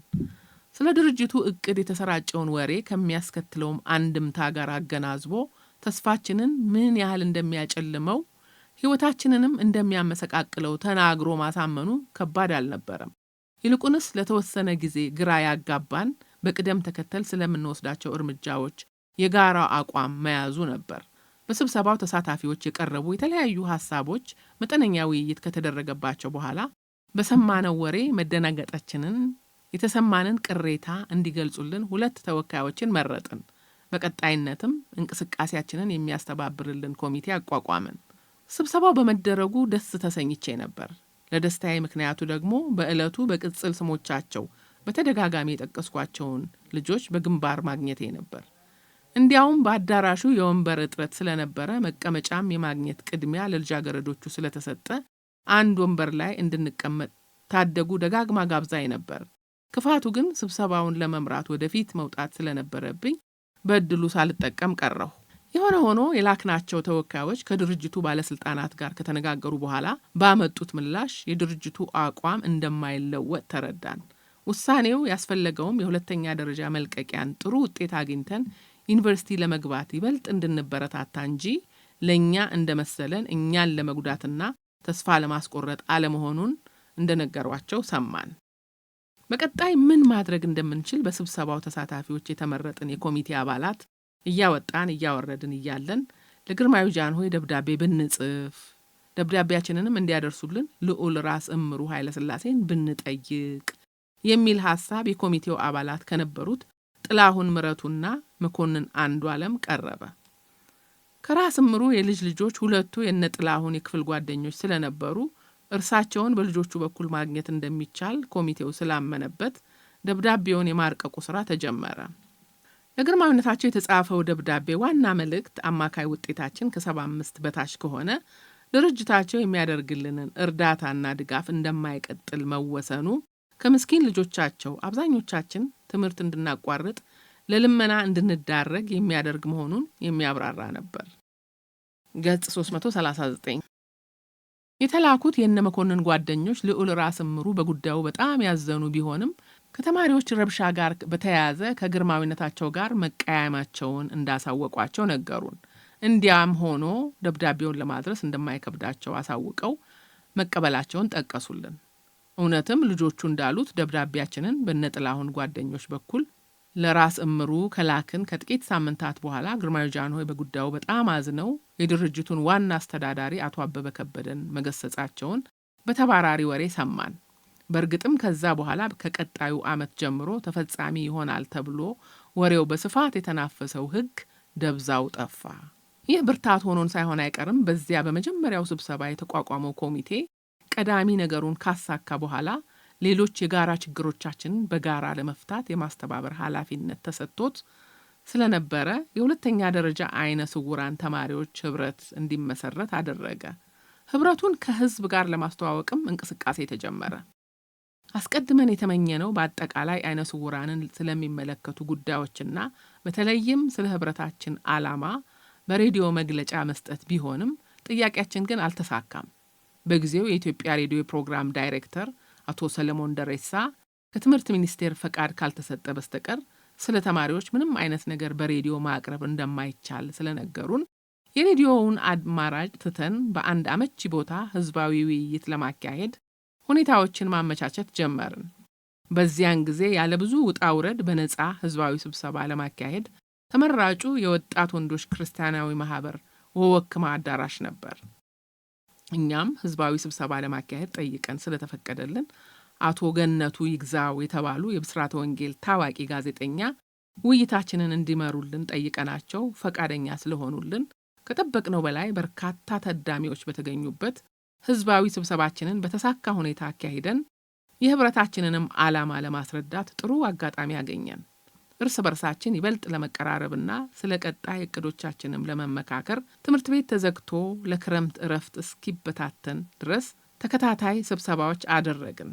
በፈለግነው መጠንና ፍጥነት ያቀድነውን ሁሉ ተግባራዊ ማድረግ ባንችልም ኮሚቴው በአጭር ጊዜ ያከናወናቸው ስራዎች ፍሬያማነት የሚያጠራጥር አልነበረም። በስካሁኑ ህይወትን በጨረፍታ ትውስታ በግልጽ እንደተስተዋለውና ተደጋግሞም እንደተወሳው ከአመለካከት ጋር ተያያዥነት ያላቸው ተግዳሮቶችን ለመጋፈጥ የሚወሰዱ እርምጃዎች ተስፋ ለመሰነቅም ሆነ ለማጨለም ከፍተኛ ሚና እንደሚጫወቱ አያጠያይቅም። በዚህ ረገድ በዊንጌት ትምህርት ቤት አይነ ስውራን እንደ አንድ የማህበረሰብ ክፍል እኔም እንደ ግለሰብ ባለፍንባቸው ሂደቶች በየደረጃው የነበሩ ለውጦችም በህይወታችን ላይ ያሳደሯቸውን አፍራሽም ሆነ ገንቢ ተጽዕኖዎች በመጠቃቀሱ ከላይ የተጠቆመውን የግንዛቤ ነጥብ ለማዳበር ጠቀሜታ ይኖረዋል። ገጽ 340 እኛ አይነ ስውራን ከማህበረሰቡ ጋር ለማዋሃድም ሆነ ላለመዋሃድ በቅድሚያ ታሳቢ የምናደርገው የራሳችንን ስሜትና ፍላጎት እንጂ ተጨባጭ ሁኔታዎችን እንዳልሆነ ቀደም ሲል ተወስቷል። እንዲያም ሆኖ ከዊንጌት ትምህርት ቤት 25ኛ ዓመት የብር ኢዮቤልዩ የበዓል አከባበር ራሳችንን በማግለል የወሰድነው አቋም ምን ምክንያት ሊሰጠው እንደሚችል ያኔም ሆነ ዛሬ ለማስረዳትም ሆነ ለመረዳት አስቸጋሪ ነው። ለበዓሉ የተጋበዙ እንግዶች የተገኙበትና የትምህርት ቤቱ ማህበረሰብ አባላት በነቂስ ወጥቶ የተሳተፈበትን ያንን ደማቅ ዝግጅት እኔም ተርፋም አወቀም መኝታ ቤታችን ሆነን ነበር የተከታተልነው።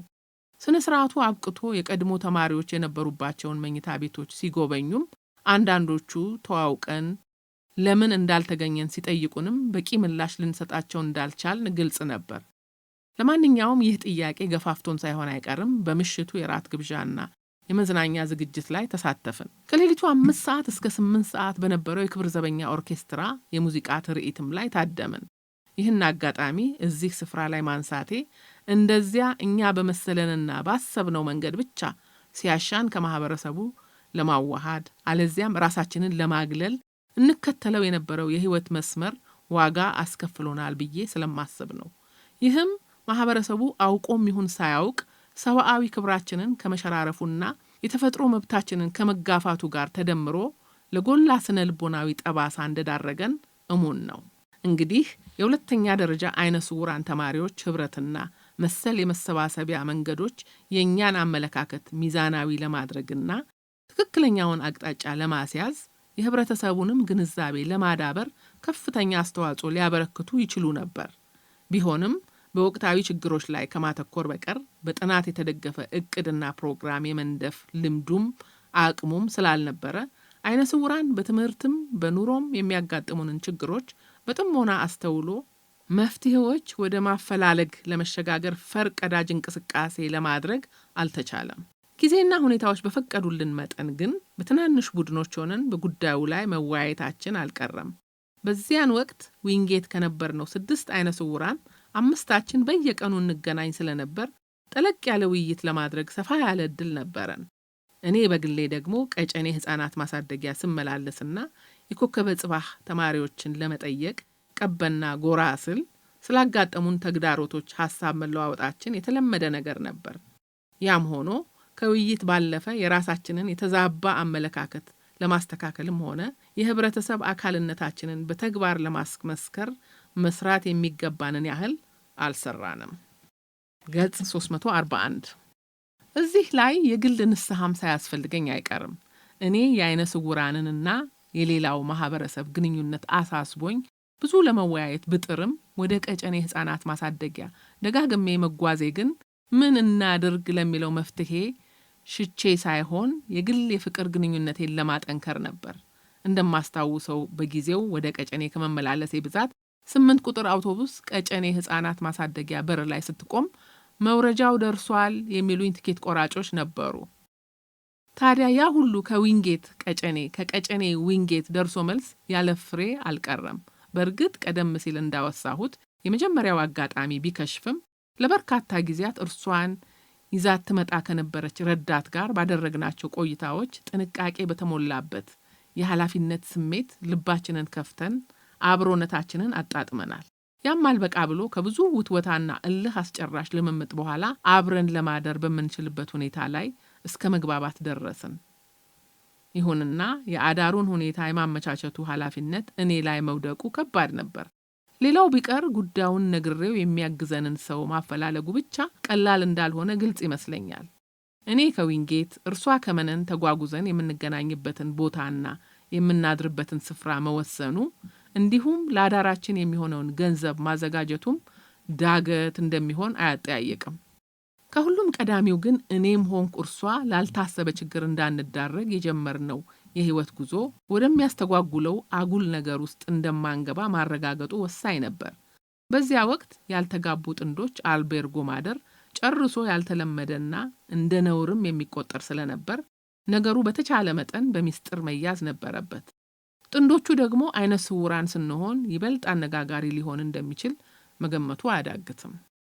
በመሆኑም ጉዳያችንን በሚስጥር ይዞ የሚያግዘንን ትክክለኛ ሰው የማግኘቱ ነገር በጣም አሳሰበኝ። የክፍል ጓደኞቼንና ሌሎችንም የሚቀርቡኝን እርዳታ መጠየቅ አልፈለግኩም። አንዱ ለሌላው ሚስጥር ነው ብሎ የነገረውን እርሱም በተራው ለሌላው ጓደኛው ሚስጥር ነው ብሎ ሲነግረው ወሬው ዞሮ እኔ ጋር ሲደርስ የሚደርስብኝን መሸማቀቅ መቀበሉ ቀርቶ ማሰቡን በጣም ከባድ ነበር። ብዙ ካወጣሁና ካወረድኩ በኋላ በዚያ ወቅት ከማንም ይልቅ ይቀርበኝ ለነበረው ለተርፋ አማከርኩት።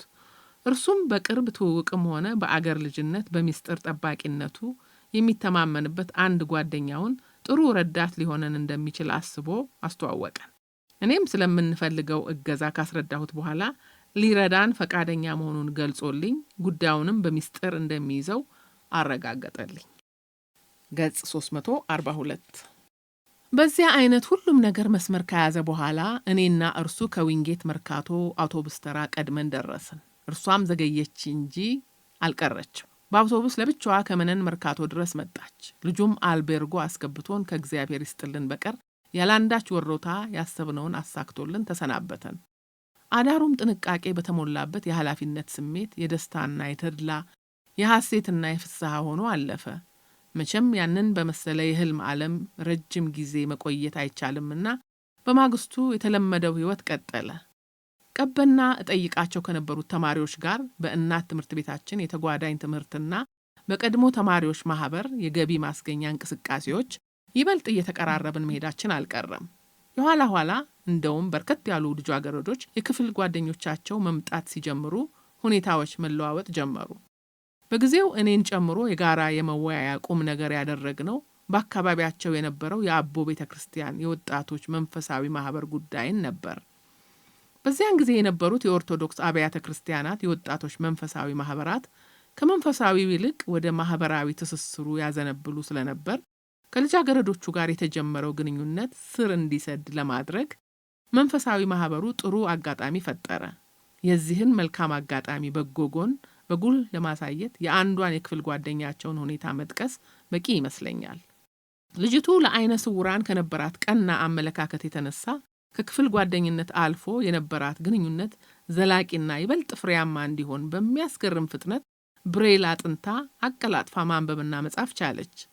ሰበታ ከሞግዚቶች ከመምህራንና ሰራተኞች ሚስጥራችንን ለመደበቅ እንጠቀምበት የነበረውን ፊደል በማሸጋጀክ የመነጋገሪያ ዘዴ የት፣ እንዴት፣ በማን በኩል ፈልፍላ እንዳገኘችው ሳይታወቅ ተካነችበት። ከዚህ በኋላ ልጅቷ የሽሚያ አውድማ ባትሆን ነበር የሚገርመው። የእርሷን ያህል አይሁን እንጂ ሌሎችም ልጃገረዶች አነሰም በዛም መከጀላቸው ባይቀርም በበኩሌ የልጅቷ ሁኔታ ግን በጣም ያሳስበኝ ነበር።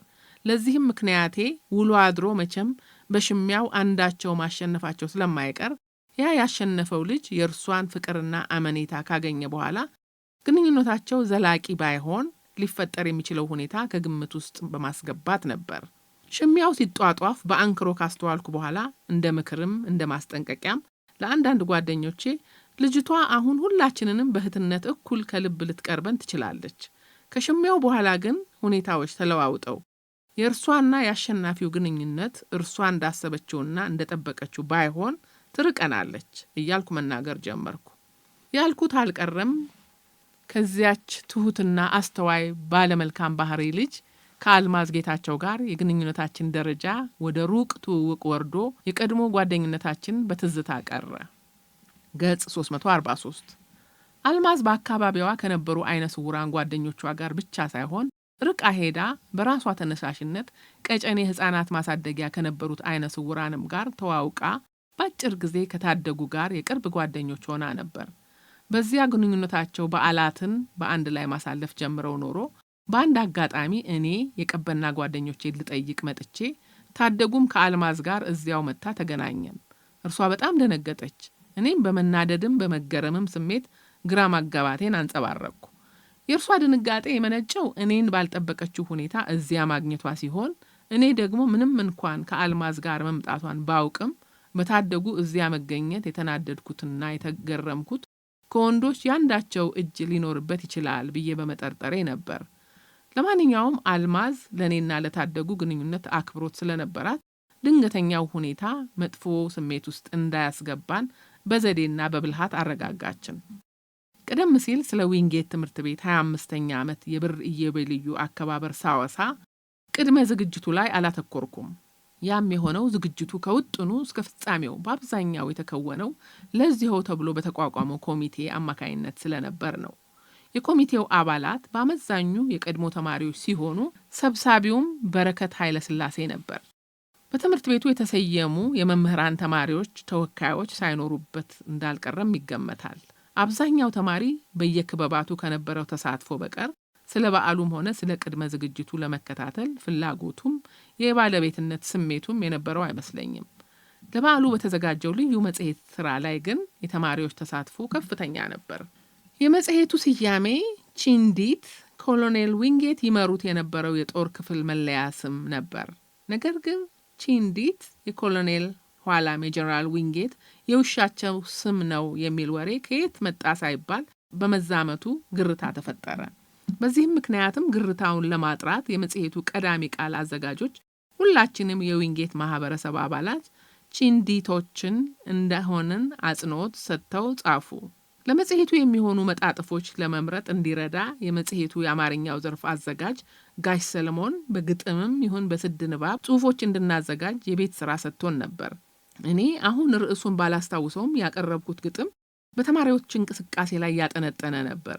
የግጥሙም ፍሬ ሐሳብ ከመንግስት አቋም ጋር የሚጣጣም መሆኑ ትዝ ይለኛል። ገጽ 344 በይበልጥ ትኩረት የሰጠሁት ግን ዘርና ሃይማኖትን መሰረት ያደረጉ ልዩነቶችን ማስተጋባት ሀገሪቱን ለውጭ ጣልቃ ገብነት እንደሚያጋልጥ ማሳሰቡ ላይ ነበር። እንደ ብዙዎቹ የክፍል ጓደኞቼ ሁሉ ጋሽ ሰለሞን ግጥሜን በበጎ አልተቀበለውም። እንዲያውም እሺ እንግዲህ አባባሉ ድሮስ ከዚህ ሌላ ምን ልትል ትችላለህ የሚል ድምጸት ያዘለ መስሎ ተሰማኝ። ከክፍላችን የተመረጠውና በመጽሔቱም ላይ የወጣው ሚልኪያስ ተክለ ጊዮርጊስ ሀብታም ብሆን በሚል ርዕስ ያቀረበው ጽሑፍ ነበር። በተለያዩ ርዕሶች በተማሪዎችና በመምህራን ከቀረቡ ጽሑፎች በተጨማሪ የቀድሞ ርዕሳነ መምህራን ያስተላለፏቸው መልእክቶች፣ የሥራ ጊዜያቸውን ፈጽመው የተሰናበቱና በሥራ ላይ የነበሩ መምህራን ዝክረ ሕይወት ፕሮፋይል፣ እንዲሁም ስለ ክበባትና ማኅበራት የሥራ እንቅስቃሴ አጫጭር ማብራሪያዎች በመጽሔቱ ውስጥ ተካተው ነበር። ምንም እንኳን የክርክር ክበብ እንደ ሌሎቹ ክበባት ተማሪዎች በብዛት ባይሳተፉበትም በየዓመቱ በየመኝታ ቤቶች መካከል በተለያዩ ጉዳዮች ላይ ክርክር ተደርጎ አሸናፊው የዓመቱ ሻምፒዮን ይሆን ነበር። ቀደም ብዬ እንዳወሳሁት እኔ ትምህርት ቤቱን እስከለቀቅኩበት ጊዜ ድረስ እኖርበት የነበረው የሎው ሃውስ ሻምፒዮንነቱን አልተነጠቀም። ለዛም ሳይሆን አይቀርም ስለ ክርክር ክበብ ሲነሳ በጥሩ ተከራካሪነት የሚጠቀሰው የእኔ ስም ነበር። እርግጠኛ አይደለሁም እንጂ ፎቶግራፌም አብሮ ሳይወጣ አይቀርም። ማኅበራትን በተመለከተ ከተቋቋመ አጭር ጊዜ ሆኖት ግን የበርካታ ተማሪዎችን ትኩረት ስቦ የነበረው ሃይማኖተ አበው በሥራ አመራር ኮሚቴ ሊቀመንበር በበጽአ ተሰማ አማካይነት የሥራ እንቅስቃሴውን አሳውቆ ነበር። በጊዜው ከሃይማኖተ አበው በተጨማሪ የፕሮቴስታንት እምነት ተከታዮች በቡድን የሚሳተፉበት የመጽሐፍ ቅዱስ ማኅበርም እንዲሁ እንቅስቃሴ ያደርግ ነበር። በብዙ ተማሪዎች ያንንም ያህል አይታወቅም እንጂ የእስልምና እምነት ተከታዮችም የእስላሞች ማኅበርን ማቋቋማቸው ትዝ ይለኛል። ስለ ሃይማኖተ አበው ከተነሳ ማኅበሩ እንዲመሰረት ምክንያት የሆነው የወቅቱ የትምህርት ቤቱ የሳይንስ ላቦራቶሪ ረዳት ሠራተኛ የነበረው ጋሽ ሰለሞን አባተ ነበር። ጊዜው በአንድ በኩል የማርክሲዝም ሌኒኒዝም ርዕዮተ ዓለም የበርካታ ተማሪዎችን ቀልብ የሳበበት፣ በሌላ በኩል ደግሞ የፕሮቴስታንት እምነት ተከታዮች ቁጥር እየጨመረ የሄደበት መሆኑ አጠያቂ አልነበረም። በአንጻሩ የኦርቶዶክስ እምነት ተከታዮች በየሰንበቱና እንዳመቸም በየበዓላቱ ቤተ ክርስቲያን ከመሳለም በቀር ስለ እምነቱ ግንዛቤያቸውን ለማዳበርም ሆነ በመካከላቸውም የአንድነትና ኅብረት መንፈስ ለማጠናከር የመነቃቃት ስሜት አይታይባቸውም ነበር። ገጽ 345። በዚህ ቁጭትም ጋሽ ሰለሞን ዘመናዊ ትምህርት ከመጀመሩ በፊት የቀሰመውን መጠነኛ የቤተ ክህነት ትምህርት መነሻ አድርጎ እንቅስቃሴ ማድረግ ጀመረ። ይህም በጠቅላይ ቤተ ክህነት የድርሰትና ስብከተ ወንጌል ክፍል በኩል የሚሰራጩ መልእክቶችን ለኦርቶዶክስ ተዋሕዶ ተከታዮች እንዲያደርስ ምክንያት ሆነ።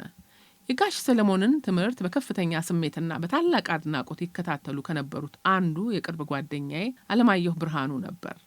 እኔ እድገቴም ሆነ የሕይወት ተሞክሮዬ ከፕሮቴስታንት እምነት ጋር በጥብቅ የተቆራኘ ቢሆንም የግዕዝ ቋንቋ ለማወቅና በተለይም ለያሬዳዊ ዜማ ከነበረኝ ልዩ ስሜትና ፍቅር የተነሳ ለኦርቶዶክስ እምነትም አክብሮት ነበረኝ። እንደ ተጨማሪ እሴትም ነበር የምወስደው።